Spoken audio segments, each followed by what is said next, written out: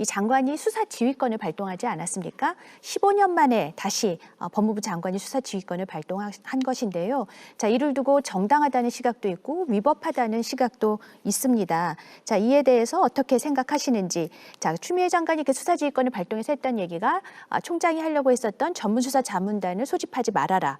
그리고 현재의 그 중앙지검 수사팀이 이 총장이나 대검의 지휘 감독 없이 독립적으로 수사를 하도록 하라. 이 두 가지를 지시를 했거든요. 자, 이 같은 발동에 대해서 어떻게 보고 계십니까? 네, 우선은 그 전문수사 자문단에 대한 법적 근거가 있다라고 해서 검찰총장의 행위가 타당한 것으로 평가되어서는 안 된다라고 생각이 됩니다.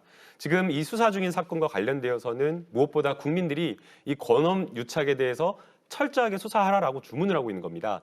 정말 사상 초유에 있을 수 없는 일이 일어난 거거든요. 이 일은 정말 검찰이 언론과 결탁해가지고 없는 사건을 만들어내고 표적 수사를 했다라는 그런 의혹이기 때문에 검찰총장은 여기에 대해서 철저하게 수사를 하는 게 맞고요.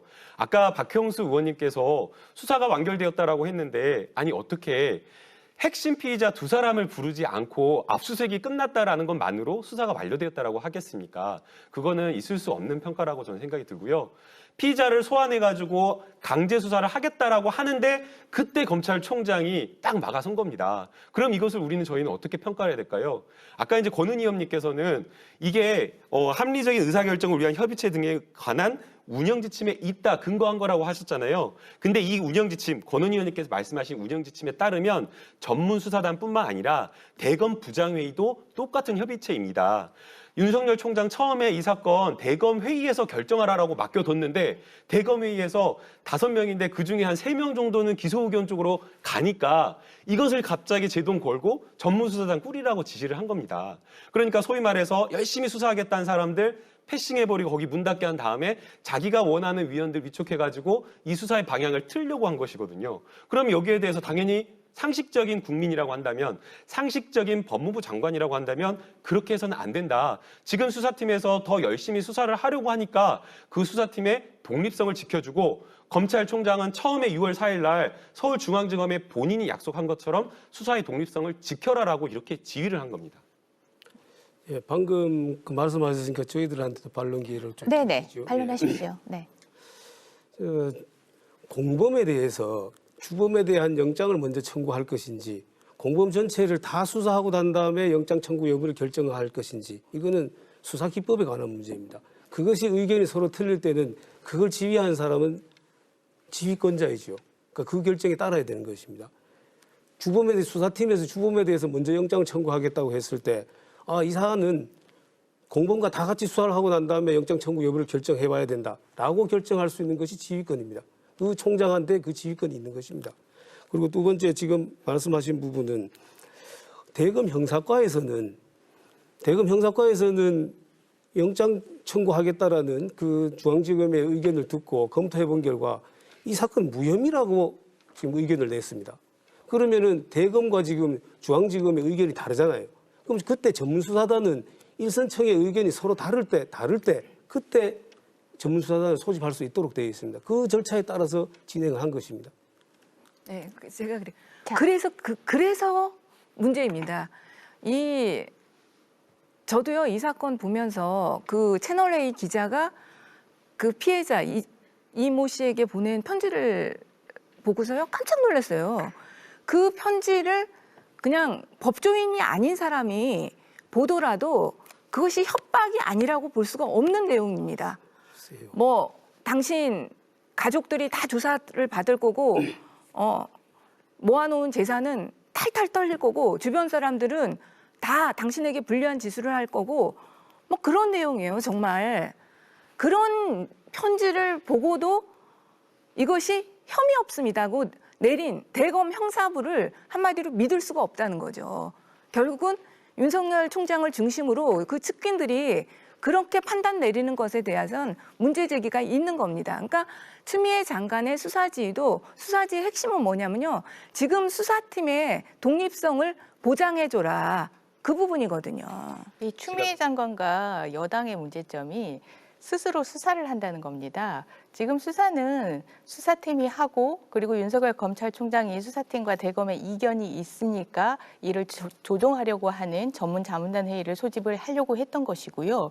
지금 말씀하신 강요미수의 법률 적용을 적용시킬 수 있는 사안인지 여부는 실제 수사를 하는 검찰에서 수사를 진행해서 결론을 내는 부분입니다. 그런데 추미애 장관과 여당은 이게 명백하게 강요인데 이 부분을 왜 수사를 하지 않느냐, 이 부분에 대해서 의견을 내는 수사팀의 의견을 왜 존중하지 않느냐라고 하는 그런 결론에 기반한 자신들의 수사 결론에 기반한 그런 판단을 하고 있기 때문에 과정에 있어서 아까 말씀 주신 법무부 장관의 지휘의 위법과 부당이 드러나고 있는 상황입니다. 사실관계는 좀 바로 잡아야 될 것 같은데요. 추미애 장관님 단 한 번도 이 사안에 대해서 강요가 성립된다, 강요미수 성립된다 그런 언급 자체를 하신 적이 없습니다. 이른바 검언 국민들께서 직접 좀 판단해 주셨으면 좋겠는데요. 규정해버렸습니다. 제가 말을 하고 있으니까요. 네, 그 지금 보면은 수감자예요. 수감자인데 기자가 찾아와가지고 내가 검찰 윤석열 총장과 최측근과 엄청나게 친한데 이 사람이 지금 윤석열 총장이 지시를 받고 수사를 철저하게 하고 있다라고 이야기를 합니다. 그 수감자가 14년 6개월형을 받았는데요. 그 사람에게 야, 더 추가 여기에 수사를 하면 75살에 출소하실지 80살에 출소하실지 이렇게 이야기를 하는 겁니다. 14년 6개월형을 받고 있는 사람한테 검찰에 더 추가 기소해가지고 더 형량이 늘어날 거다 이렇게 이야기를 합니다. 이거 이야기만 들어도 아마 안에 들어가 있는 사람, 수사받은 사람은 기소된 사람은 아마 굉장한 그런 어떤 공포심을 느낄 수밖에 없고요. 이게 전부가 아니고요. 거기에 더해서 가족들을 표적 수사해서 탈탈 털 거다. 재산은 보호할 수 있을지 모르지만 가족 중 누군가 다치면 어떻게 할 거냐라는 그런 취지의 발언을 합니다. 그럼 이 이야기를 들었을 때 그 사람이 듣는 그 감정이 강요라든가 협박이라든가 이런 거라고 생각하지 않을 국민들이 있을까요? 그러면 만약에 이게 강요, 구체적 해약이 된다라고 한다면 그 다음 문제는 그럼 직접 검사장과 연관이 되어 있는지 여부가 두 번째 쟁점입니다. 이 부분에 대해서도 이렇게 이야기합니다. 제보자에게 검사장님께서 도와주신다고 이렇게 이야기를 하고요. 또 컨트롤 해주냐고 중간에 대리한 사람이 물어보죠. 진짜 검찰과 연관이 되어 있는지, 진짜 검찰에게 힘을 쓸 수 있는지가 이 사람들 입장에서도 굉장히 중요한 거 아니겠습니까? 그러니까 그걸 계속 자꾸만 확인을 합니다. 대리인을 통해서 확인을 하고 여러 가지 경로를 통해서 확인을 하는데 녹음을 컨트롤을 하고 있다라고 이야기를 하고 그 검사장과 통화할 수 있다라고 하면서 통화 녹취 일부를 좀 들려줍니다. 그리고 그 외에 여러 가지 또 다른 녹취를 가지고 있다라고 하면서 믿게 하는 그 구체적인 이야기를 했다라고 한다면 이게 사실인지 아닌지 아직은 모르잖아요. 그럼 이거 어떻게 해야 될까요? 사실인지 아닌지 모르지만 적어도 이런 정도의 구체적 내용이 나왔다라고 한다면 검찰에서 자신들의 명예와 신뢰를 회복하기 위해서 더 철저하게 수사를 하는 게 맞죠.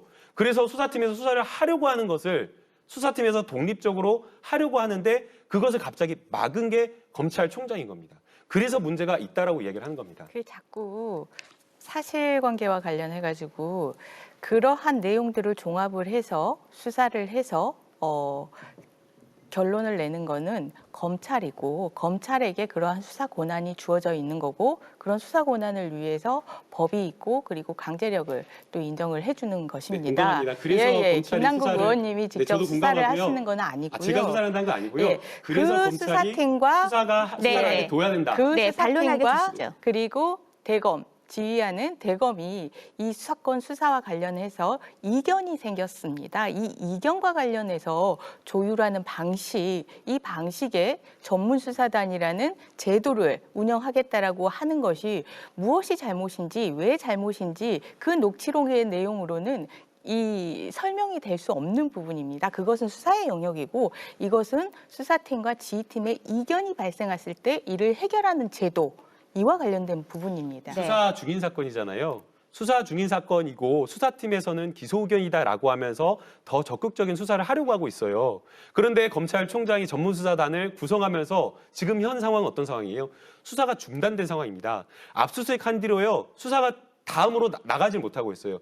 피의자 소환 조사를 하겠다라고 이야기를 하는데 피의자를 불러서 이야기 듣는 가장 수사의 기본적인 일조차 하지 못하고 있는 겁니다. 그걸 바로 못하게 하고 있는 게 윤석열 총장이고요. 그걸 바로 막고 있는 게 법적 근거가 있다라고 하는데 아무런 정당성이 없는 전문수사 자문단을 통해서 그렇게 하려고 하고 있는 겁니다. 그건 정당성이 없는 게 아니라고 보이고요. 지금 방금 지금 보여주셨는데 사건을 판단을 할 때 녹취록이 있으면 그 녹취록 전체를 가지고 판단을 해야 됩니다. 그중에 일부의 문구를 가지고 이렇게 해서 협박이 된다라고 하는 것은 굉장히 단편적이고 지엽적인 거죠.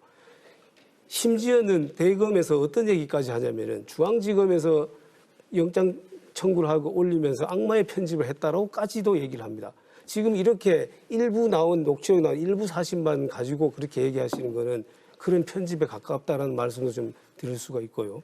그래서 지금 이러한 여러 가지 문제점들이 있기 때문에 종합적으로 봐서 이거를 전문수사단 이렇게 대검과 중앙지검의 의견이 다르니까 전문수사단의 의견을 한번 받아보자. 이것이 바로 그 전문수사단의 의뢰한 이유입니다. 네, 이